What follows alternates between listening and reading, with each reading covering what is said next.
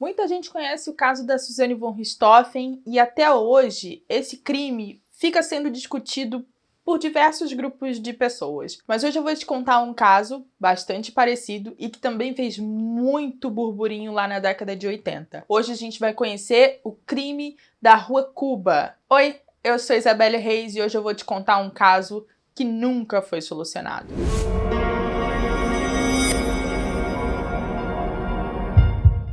No dia 24 de dezembro de 1988, ou seja, véspera de Natal, o casal Jorge Balchak e Maria Cecília Delmanto Balchak foi encontrado morto na cama onde dormia. A causa? Tiros na cabeça. Na manhã seguinte desse dia, o filho mais velho, Jorginho, chegou na casa da namorada por volta das 7 da manhã. Flávia Cardoso Soares, a namorada do Jorginho, foi convidado por ele para dar um passeio. Sem entender nada dessa atitude, que não era nem um pouco comum do cara, ela decidiu convidar ele para dormir na casa dela. Mas ele não aceitou, e ele ainda disse que tinha medo de ter pesadelo. Nessa mesma manhã, o casal discutiu antes dele ir embora. Antes do meio-dia, o Jorginho telefonou diversas vezes para casa para tentar saber se os pais estavam bem, e encontrou as empregadas e os irmãos bastante intrigados com o fato de que os pais ainda não tinham acordado naquela hora, eles acostumavam acordar cedo. O Jorginho pediu para uma das empregadas espiar pela janela. Ele pegou uma escada e um cabo de vassoura e conseguiu abrir a janela para poder ver o que tinha dentro. E aí a empregada, que subiu na escada, conseguiu ver que os dois estavam deitados na cama, cobertos por um lençol, pacificamente dormindo. Só que estava tudo muito estranho, então a decisão deles era entrar no quarto. E o Jorginho simplesmente não queria arrombar a porta ou entrar no quarto porque ele tinha medo de ter algum assaltante por ali. Então ele correu pelas ruas e conseguiu encontrar uma viatura policial. Com os policiais lado a lado, ele foi até a casa dele e pediu para que eles averiguassem, né? E fossem ser os primeiros a abrir a porta do quarto e ver o que estava acontecendo. E foi naquele momento que a polícia entrou no quarto e descobriu que os dois tinham sido brutalmente assassinados. O primeiro a morrer foi o Jorge e depois a sua esposa Maria Cecília. E é nesse momento que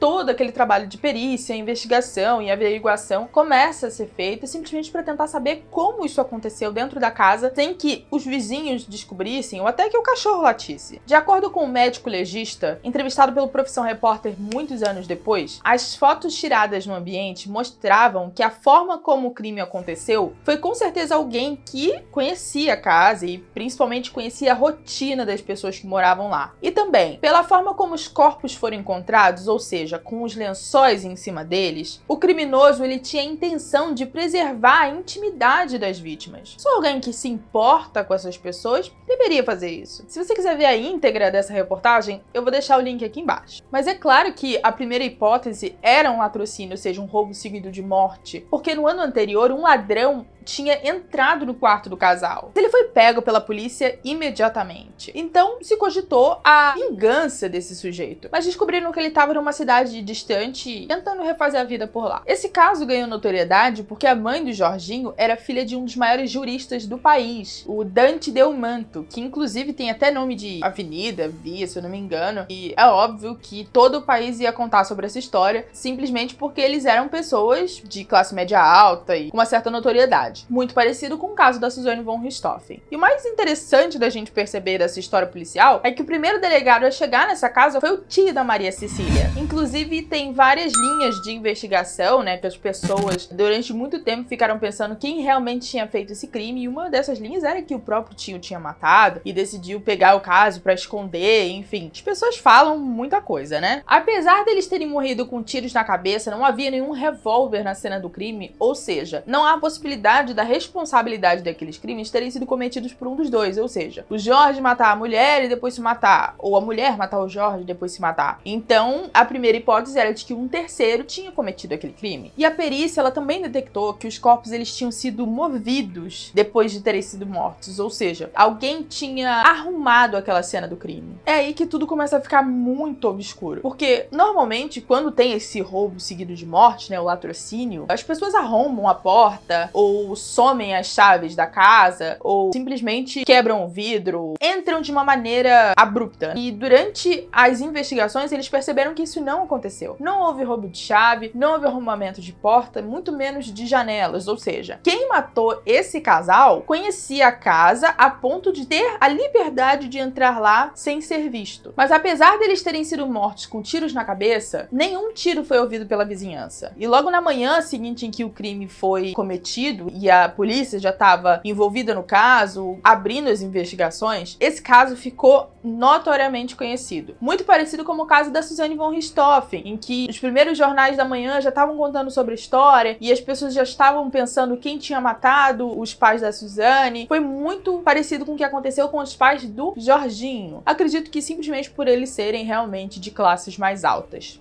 Entrando na intimidade do casal, eles conseguiram descobrir que o Jorge e a Maria Cecília estavam sendo ameaçados de morte pelos donos de uma construtora de imóveis que eles tinham comprado no litoral de São Paulo. Mas depois de um depoimento que eles deram na delegacia, foi descartada qualquer envolvimento desse casal nesse caso. E aí é nesse exato momento em que a culpa passa a cair toda em cima do Jorginho. Porque se não foram as empregadas, porque as empregadas aparentemente não tinham motivação nenhuma para cometer esse tipo de assassinato. Os donos da construtora que ameaçavam esse casal tinham sido descartados. O ladrão que tinha entrado na casa já tinha sido localizado e já tinha até um álibi. Então, quem poderia entrar na casa livremente e ainda matar essas pessoas sem que ninguém percebesse? Nem as empregadas. Jorginho. Por isso que assim que a polícia levantou essa hipótese, a imprensa tratou Jorginho como se ele já fosse o culpado do caso. Mesmo sem o julgamento ou até o fim das investigações.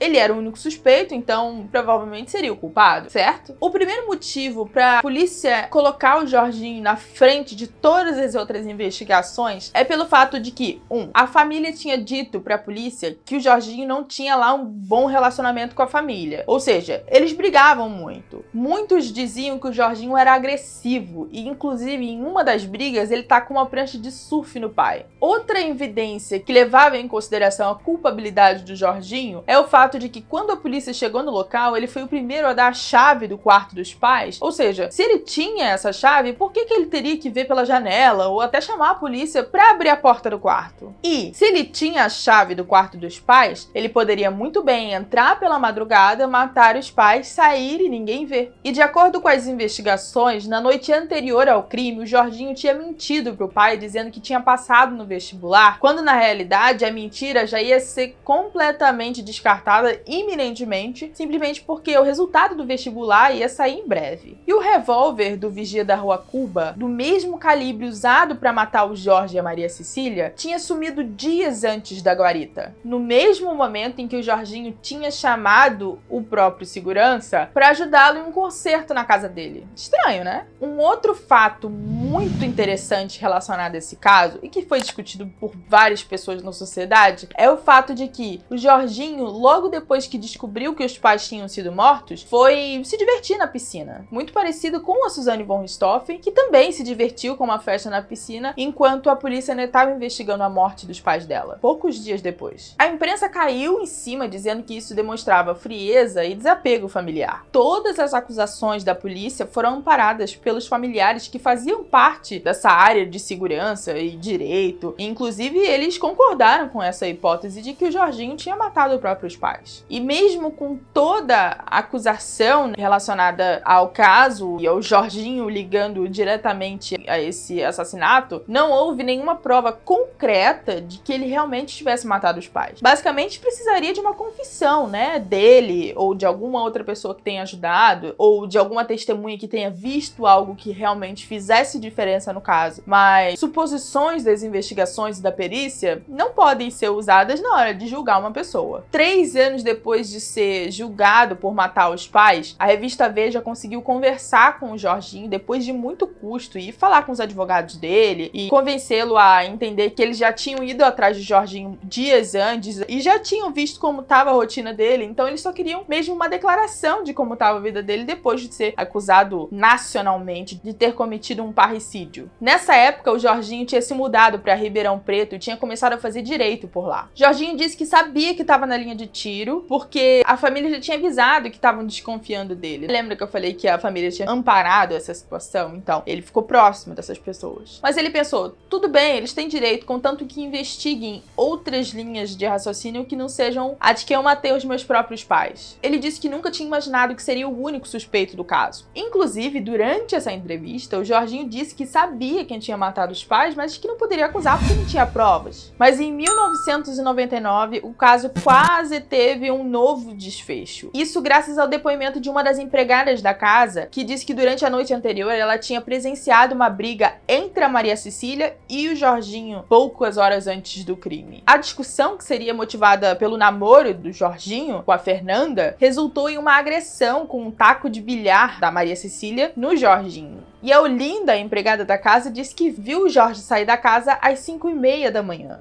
Essa é uma inclusão um tanto estranha, não é possível que você não se lembrava de uns detalhes tão preciosos como esse. Mas talvez a Olinda só tivesse coragem de falar sobre esse caso 10 anos depois, exatamente poucos dias antes do caso prescrever. E aí a promotoria tentou colocar esse depoimento no inquérito, junto com vários outros depoimentos novos, mas a reabertura do caso não foi aceita, e essa tentativa de reabertura foi feita no dia da prescrição. Mas o caso permaneceu arquivado. E mesmo se hoje o Jorge fosse considerado culpado, ou se ele confessasse o crime já teria sido prescrito e ele não poderia ser preso. Hoje, Jorge Delmato Bouchak é advogado da Lava Jato. E esse é mais um crime que permanecerá arquivado e prescrito. Se vocês perceberem, esse é um caso que tem bastante semelhança com o caso da Suzane von Richthofen, com a diferença de que, aparentemente, ele não teve ajuda, ou talvez tenha sido uma pessoa que só o casal e o Jorginho conhecia, mas ele já sabia que ele não teria prova suficiente pra condenar essa pessoa, então ele resolveu não falar sobre isso e aguentou todo